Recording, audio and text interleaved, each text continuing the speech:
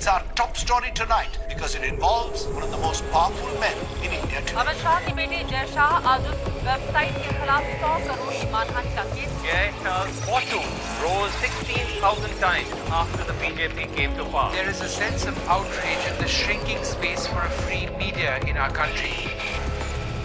Hello, I'm Richard Gisbert, and you're at The Listening Post. Here are some of the media stories we're tracking this week. Running scared. More and more Indian news outlets are shying away from stories the Prime Minister would disapprove of.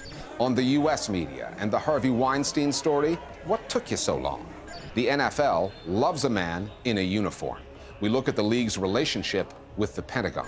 And let's call the American NRA what it really is: nonsensical rifle addiction. People who suffer from NRA have a big impact on their environment. Sometimes the reaction to a news story can tell you more about the state of politics in a given country and the state of the media there than the actual story itself. That's what happened in India this past week. A news website, The Wire, reported on the finances of Jay Amit Shah, the son of Prime Minister Narendra Modi's right-hand man, Amit Shah. The story tracked a sudden and exponential jump in the revenues of Jay Amit Shah's businesses after Modi came to power in 2014. Modi loyalists have called the article a hit job. Others called it strong adversarial journalism. More telling, though, has been the silence of much of the Indian mainstream media. Apart from a few newspapers and 2 news channels, most of the country's major news outlets stayed away from the story. And that was before Jay Amit Shah took The Wire to court. His $15 million lawsuit has served as a warning to other media outlets that they can expect the same treatment if they go there. Threats of legal action or much worse are something that Indian reporters are having to contend with more and more often, a state of journalistic affairs that the Prime Minister seems to tolerate, at least tacitly. Our starting point this week is New Delhi.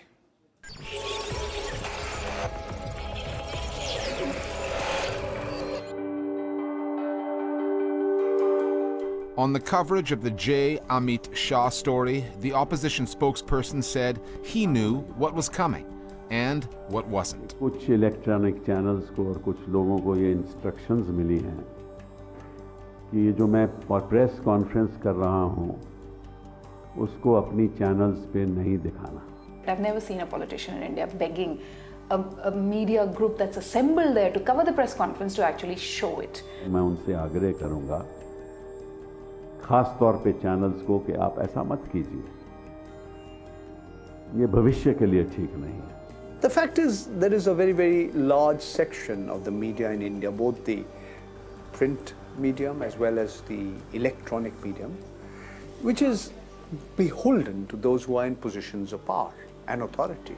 But what was interesting is when the government and the political party put its minister to defend an absolutely false, baseless, everybody covered it, malicious, derogatory, defamatory, and hollow article. The news article the minister was refuting touches on Narendra Modi's inner circle. Jay Amit Shah is the son of the Prime Minister's closest advisor. The story smacks of crony capitalism, an issue Modi has used against his political opponents. The investigative report documents the astonishing rise in Shah's business fortunes in the year following Modi's election and the sudden, mysterious closing 1 year later of the company in question. It was published by The Wire, one of India's relatively new online news sites that offer an alternative to the corporate mainstream media, and authored by Rohini Singh. This piece has been taken entirely, it's based entirely from government records, filings done by Mr. Jay Shah and his companies with the Registrar of Companies. I find it a little strange when people say it's baseless, because if this piece is baseless, then that's like saying government records are baseless. Roughly 10 hours after Singh's piece went online, that evening's newscasts were beamed out. India has dozens of national news channels, but only 2 of them, NDTV and ABP, led with the story. The golden touch of Jay Amit Shah. The others either ignored it or buried it deep in their programs. India Today led with a debate on a Hindu festival. And if some women make the choice to fast for their husband, who are we to object? Other channels, like Z News, began with footage handed to them by the Indian Ministry of Defense. और इन दोनों videos में रक्षा मंत्री निर्मला सीतारमण चीन के सैनिकों से बातचीत करती हुई दिख रही हैं। When we asked Z News' editor-in-chief to assess the merits of the Wire story on Shah, he seemed more interested in who broke the story than what it said. I really don't know. I haven't checked the facts. I haven't checked the documents. I also don't know about the exact motive behind the story, because all these struggling websites, what they want is, they want readership. They want instant fame.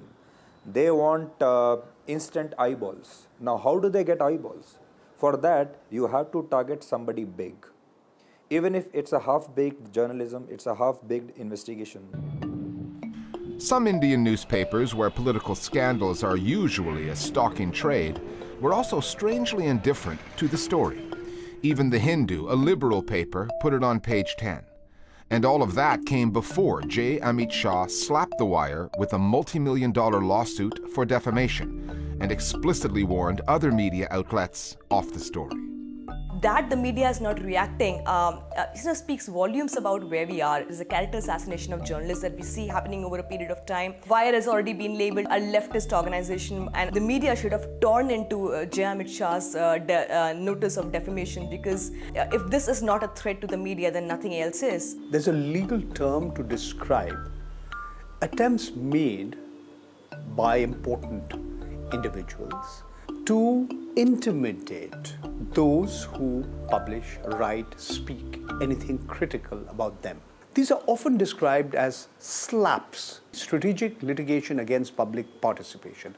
The whole idea is to embroil journalists or anybody who's critical in legal cases. It's expensive to hire lawyers. Lawsuits can drag on for years. You send a message to the others that don't mess around with me. The long arm of the law can be really long. It has a chilling effect. As chilling or worse is the abuse Indian journalists get on social media. It's an extraordinarily hostile world where reporters are not just criticized but routinely threatened. Those threats can prove real. Gauri Lankesh was getting them. She edited a weekly paper near Bangalore and was critical of the kind of Hindu nationalism espoused by Prime Minister Modi and his party, the BJP. She was shot and killed last month. Some of the self-proclaimed nationalists who subsequently celebrated her murder did so on Twitter, on accounts the Prime Minister followed and still does. Slander is one of the first things that happen. You're called names. Many times you get death threats. I have got death threats, gang rape threats, and all kinds of sexual violent threats. So this is part of a normal backlash that happens every time you do a critical story. When a minister in the government calls you prostitute, it doesn't help. If you look at the kind of language that is used on social media, especially against women journalists bear the brunt of it, they bear the worst of it, the kind of slander campaigns that are carried out. And there seems to be no signal really from anyone in this government that they wouldn't tolerate that kind of discourse. So when the BJP says that, oh, that has nothing to do with us, I really doubt it. It is difficult to say how or why news outlets choose the stories they cover. Harder still to know why they choose not to cover something. Why did Z not report about this story on the very first day? I was not convinced about the investigation and why this story is happening at this particular point of time.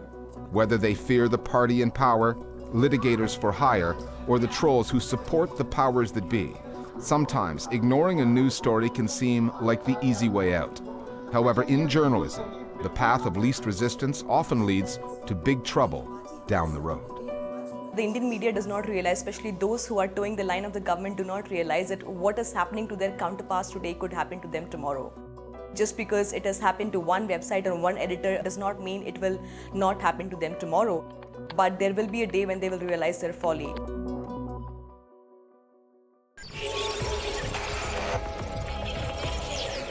Other media stories that are on our radar this week. First, Facebook admitted it had a problem, and now Google is reportedly acknowledging that its platforms were also exploited by Russian operatives out to affect last year's U.S. presidential elections through the placement of political ads.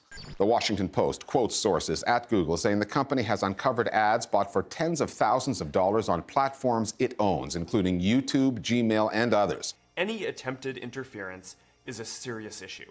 Facebook recently turned over around 3,000 ads to Congress after being pressured to do so by U.S. lawmakers. The social media giant says some of the ads also appeared on its photo-sharing platform Instagram. Just last month, Google was saying, we've seen no evidence this type of ad campaign was run on our platforms. Now, according to the Post, it's saying that those ads did not come from the same Kremlin-affiliated troll farm that used Facebook, meaning the scale of the problem may be much bigger than previously thought. When the New York Times broke that story last week, exposing multiple allegations of sexual harassment against Hollywood film producer Harvey Weinstein, it led to headline coverage in multiple news outlets. We've since learned the story could, and perhaps should, have come out much earlier. A few days after the Times expose, the New Yorker magazine ran a piece by Ronan Farrow that included more allegations against Weinstein. But Farrow does not work full-time at the New Yorker. His primary employer is NBC News. And as HuffPost has reported, Farrow took the story to NBC 2 months ago, but the network chose not to run it over what HuffPost called unspecified concerns over the story's sourcing. One person quoted in the HuffPost report called Farrow's story nowhere near as complete as what the Times had. Farrow disagrees and told MSNBC's Rachel Maddow there were other factors at play. Why did you end up reporting this story for The New Yorker and not for NBC News? Look, you would have to ask NBC and NBC executives about the details of that story. I'm not going to comment on any news organization's story that they, did or didn't run. I will say that over many years, many news organizations have circled this story and faced a great deal of pressure in doing so. Weinstein is or was a powerful figure with plenty of advertising dollars to spend and reportedly used the threat of lawsuits to keep the story out of print. He's also been knee-deep in U.S. politics, a big backer of the Democratic Party. 2017 is shaping up to be the deadliest year yet for journalists in Mexico, which, given the country's reputation as a burial ground for reporters, is saying something. Freelance photographer Edgar Daniel Esqueda Castro became the 11th journalist killed this year after being abducted last week from his home in San Luis Potosi in central Mexico. His wife says the men who took him identified themselves as government agents. Esqueda Castro was found dead with bullet wounds a day later. The photojournalist covered crime stories for local news websites Metrópoli San Luis and Vox Populi, as well as his own outlet, Informate Potosino. His wife and colleagues say he had been repeatedly threatened by police detectives over his work. According to the Mexico-based press freedom group Article 19, he is the 11th journalist killed this year, matching the previous record set last year, and it's still October. Fans of one of the biggest industries on American television, NFL football, have another thing to keep score of this year. In addition to who won and who lost, the networks are telling them how many players are standing for the national anthem, how many are taking a knee in protest, and what President Trump thinks of it all. The anthem protests began last year over police brutality against African Americans and racial inequality in the U.S. Donald Trump wants the protesting players fired. He calls them unpatriotic, a tactic that seemed to backfire when the protests instantly grew in size. But NFL players, most of whom are black, were not Trump's target audience. Football fans, mostly white and watching on TV, were. And the league they follow, the NFL, makes a habit of displays of patriotism. The pregame national anthem usually has a military component to it, some of which, over the years, the Pentagon has paid for. The Listening Post's Johanna Husnow on the protests, the anthem, and a league the U.S. military has an investment in.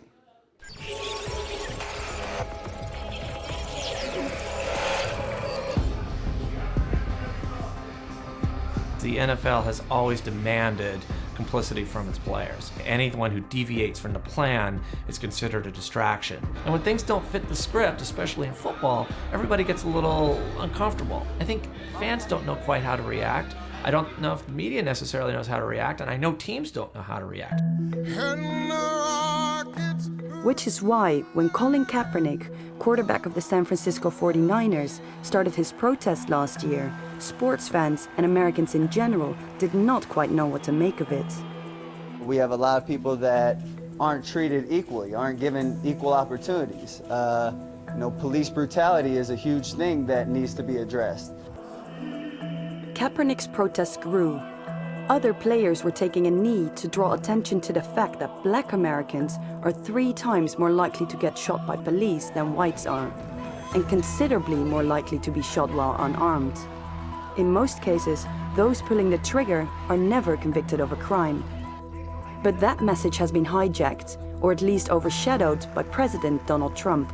Wouldn't you love to see one of these NFL owners, when somebody disrespects our flag, to say, get that son of a bitch off the field right now, out, he's fired. He's fired! Trump repeated and amplified the argument that Kaepernick and other protesters were showing a lack of respect for the anthem, the flag, and the soldiers who often carry the flag into the stadium. The Trump effect was immediate.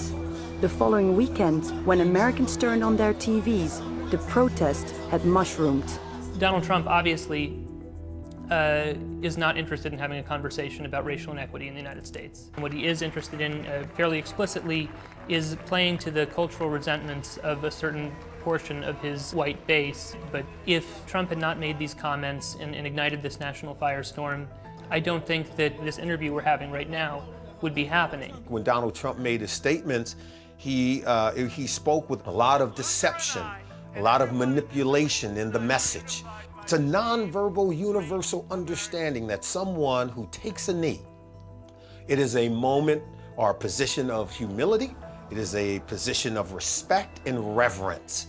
But here it is, our President of the United States has injected the conversation with division, with untruths, saying that someone taking a knee is being disrespectful. The president was trying to change the narrative. And in fact, he, along with some other people in the media, succeeded. This has nothing to do with race. So that you would hear less about Black Lives Matter and police brutality. He converted it into, boy, if you're patriotic and you love your country, then why wouldn't you stand up for the national anthem? We're proud of our country. We respect our flag. We have a hard time in our country ever having a conversation about race. Every time something happens where racism is a factor, the public, the media, some parts of it talk about, will we this time have a conversation on race? We never really have a conversation on race. The playing of the national anthem before big games is ingrained in North American sports culture, but it's foreign to sports fans from elsewhere. No anthems are played before sports matches here in Europe or South America unless one national team plays another. But it wasn't always like this in the United States either. Like most rituals, this one has a story behind it. The origins of why we have national anthems at sporting events dates back to World War I, when you had fans going to baseball games and you had PR offices of Major League Baseball worried that these fans are going to look at these young men on the field and wonder, hey, why aren't they fighting overseas? We've got a war going on. Are they not patriotic?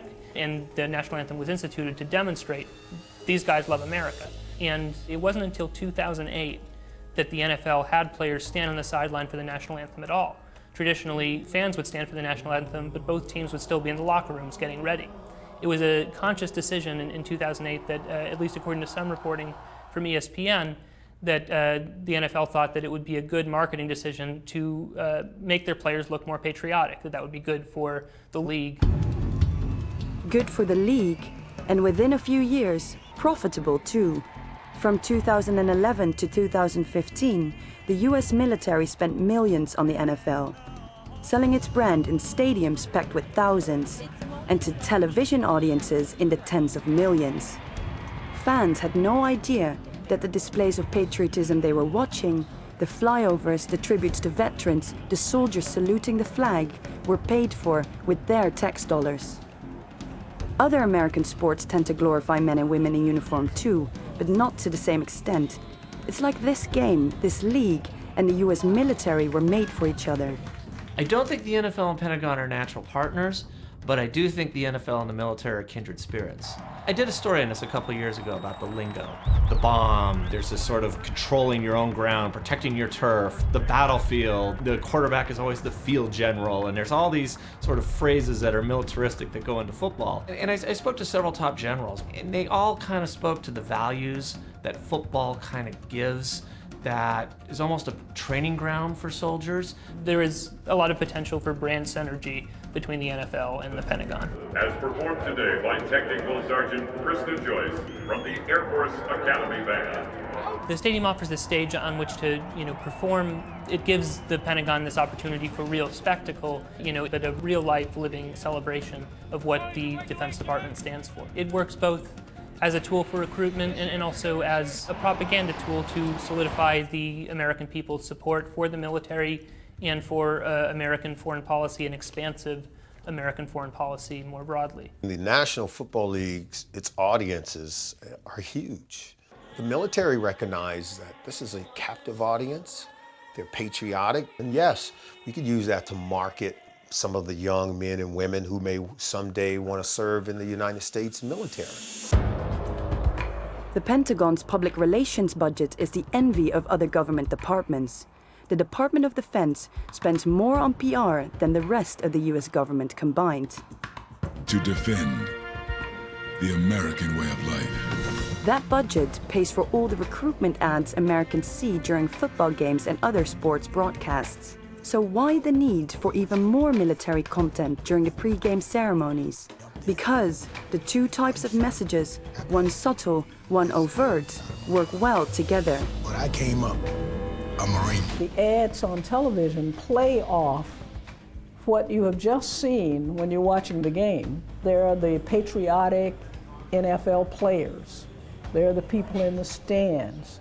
Everybody is paying tribute, and all of the symbolism puts you in the frame of mind so that when you see the ad, you are ready to embrace what's in the ad. The ceremonies are an ideal platform to sell military service as being something that one should do or consider. It's one of the best ways to sell a product. That's what critics of the Taking the Knee fail to point out when they say there's no room for politics during the anthem. Playing the anthem and inviting soldiers onto the field were political decisions in the first place. Adding players to the mix just added to the patriotic message. There has always been room for politics at NFL games, just not the uncomfortable racial kind. But as long as the images beaming out of stadiums show players standing at attention, hands on hearts, honoring the flag and the soldier carrying it, nobody will tell them to keep their politics in the locker room.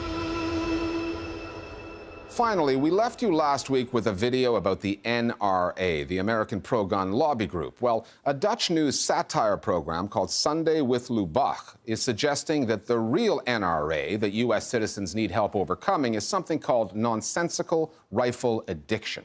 It's a mock charity appeal, an amusing, derisive take on a serious topic. And it shows just how ridiculous America's gun problem looks to media outlets in the rest of the world. We'll see you next time here at the Listening Post. Dear fellow Europeans, a devastating humanitarian crisis is threatening a small country on the coast of North America, the United States of America. 24,000 injured, 11,000 dead this year alone. Every day, 40 U.S. citizens die because of a terrible epidemic, nonsensical rifle addiction. NRA is a constitutional disorder caused by a dysfunction of the prefrontal Second Amendment in the nonsensical cortex, causing patients to shoot people. It starts with an innocent colt, but soon patients will show signs of shotguns, sniper rifles, and M16s even. Often, patients use silencers to hide their condition. People who suffer from NRA have a big impact on their environment. Family, classmates, and random strangers struggle with fatigue, anxiety, and the feeling of getting shot in the face. NRA is highly contagious. Parents often pass it on to their children. This happens automatically or semi-automatically. Nonsensical rifle addiction is hard to eradicate. People with the most severe form of NRA are often in hard-to-reach places like rural areas or Congress. With your contribution, the Red Cross can send airplanes to drop water, blankets, facts, insights, statistics, and truth bombs. Yes, those are bullet points, because bullet points don't kill people, ignorance kills people. Let's help the American people fire congressmen instead of guns. Say nay to NRA.